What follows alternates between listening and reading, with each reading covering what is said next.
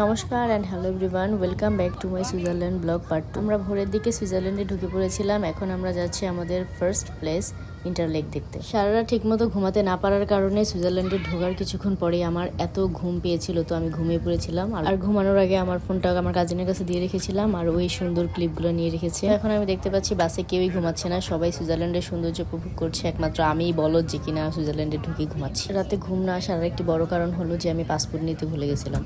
তো এখন কথা হচ্ছে, যদি বর্ডারে আমাকে আটকায়, আমি পাসপোর্ট ছাড়া ঢুকতে পারবো না। সেই চিন্তায় আমার সারা রাত ঘুম আসে। যখন 5:30টার দিকে আমি ইটালি থেকে সুইজারল্যান্ডে ঢুকে পড়লাম, ঠিক তখনই আমার মাথা থেকে টেনশনও চলে গেল আর তখনই আমার খুব ঘুম পেয়েছিল। তো এখন আমি ঘুমায় ইন্টারলেক যাই আর আপনারা সুইজারল্যান্ডের সৌন্দর্য দেখতে থাকুন।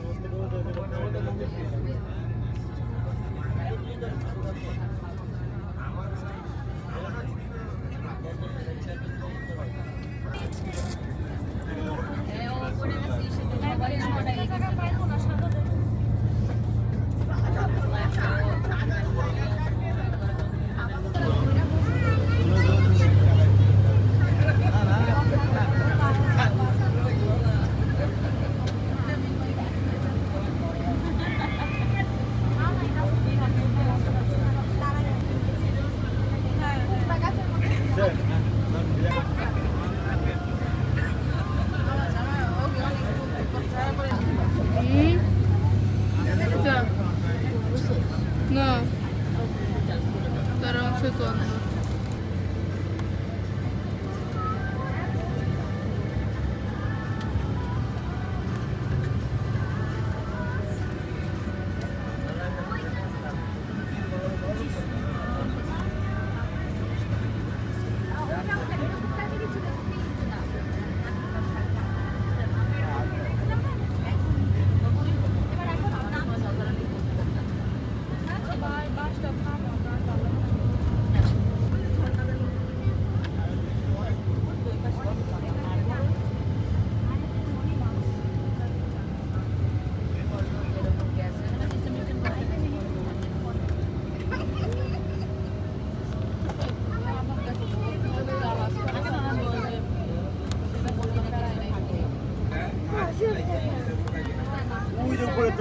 পানি করে ঘুরে ঘুরে নামে বরফের পানি করতেছে, বরফ চলতেছে আর পানি নামতেছে।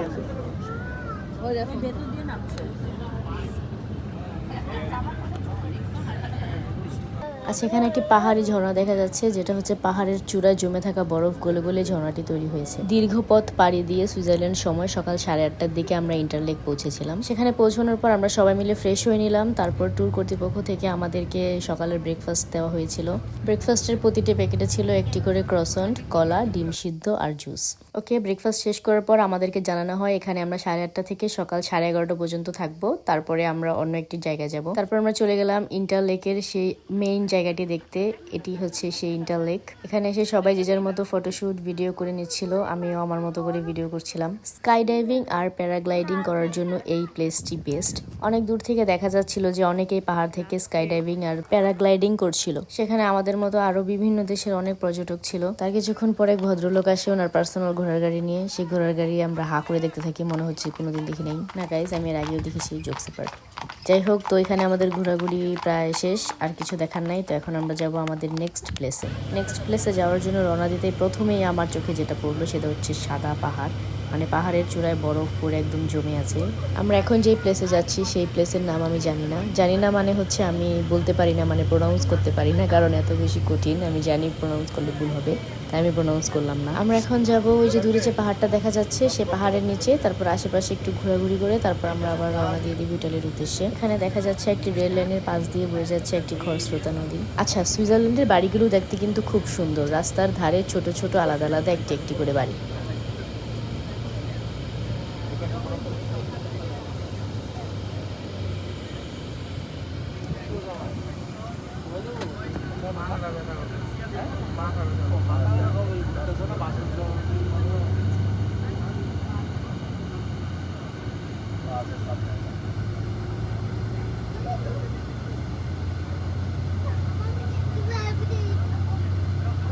ইন্টারলেক থেকে বেলা 11:30টায় রওনা দিয়ে আমরা প্রায় 12:30টার মধ্যে চলে এসেছিলাম এই জায়গাটায়। এখান থেকে দেখা যাচ্ছে দূরে একটি ঝর্ণা, যেটা হচ্ছে পাহাড়ের চূড়ায় জমে থাকা বরফ গলে সেই জল নিচে নেমে আসছে। তো এখন আমরা যেখানে এসেছি এখানে আমরা থামবো, তারপরে হচ্ছে লাঞ্চ করব। লাঞ্চ করার পর আমরা আশেপাশে জায়গা ঘুরে দেখবো অ্যান্ড দেন ইটালির উদ্দেশ্যে আবার রওনা দিয়ে দেবো। তো এখানে কয়েকটি ট্যুরিস্ট বাসও দেখা যাচ্ছে যারা আমাদের মতোই বিভিন্ন দেশ থেকে এখানে ঘুরতে এসেছে। আর এটা মূলত একটি রেল স্টেশনের পাশে একটু বাস পার্কিং করা জায়গা। আর এই জায়গায় এখন আমরা লাঞ্চ করব, তারপরে আমরা আশেপাশে একটু ঘুরবো। সবাই যে যার পছন্দ মতো জায়গায় বসে পড়ছিল লাঞ্চ করার জন্য। আর সেদিন আমাদের লাঞ্চের মেনুতে ছিল ভাত, মুরগির মাংস, সালাদ আর কোকা-কোলা। আমাদের মেইন ইন্টেনশন ছিল আশেপাশের পরিবেশ ঘুরে দেখা, তাই আমরা খাওয়া দাওয়ার দিকে ফোকাস কম করে ঘোরাঘুরির প্রতি বেশি মনোযোগী ছিলাম। আচ্ছা, সবার জন্য এরকম এক প্যাকেট করে খাবার দিয়েছিল, এখানে আমাদের 2 জনের খাবার ছিল।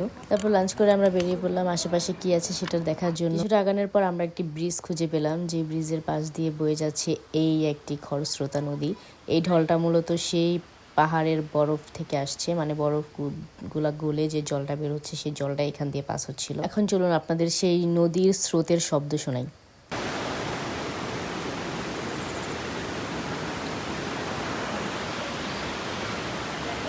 আরেকটি মজার ব্যাপার হচ্ছে আমরা সেখানে গিয়ে শাড়ি পরেছিলাম আর শাড়ি পরে ছবি তুলেছিলাম, কারণ বাঙালি নারী যদি শাড়ি পরে 2টা ছবি না তুলি তাহলে জীবনে কি করলাম। আর আমি শাড়ি মূলত সৃজার জন্যই পরছিলাম। ব্রিজ থেকে নেমে তারপর আমি গেছিলাম স্টেশনের ভিতরে ট্রেন দেখতে। সেখান থেকে আসার সময় আমি চিন্তা করলাম যে একটু ব্লগারদের মতো ভিডিও করে নিই। এই জিনিসটা আমি আগে করতে পারতাম না, নতুন শিখেছি তাই এখন একটু করলাম, হিহি। তারপর আমি নিচে নেমে আসলাম। আসার পর দেখি আমাদের ট্যুর কর্তৃপক্ষ আমাদের সবার জন্য এরকম ছোট ছোট ফ্যান গিফট করছে। আমি একটি নিয়ে নিলাম। আর গিফট পেয়ে সবাই অনেক খুশি, কারণ এই সময় এটারে খুব দরকার ছিল, কারণ তখন অনেক গরম। এখন আমাদের ঘোরাঘুরি শেষ, এখন বাসায় ফিরবো।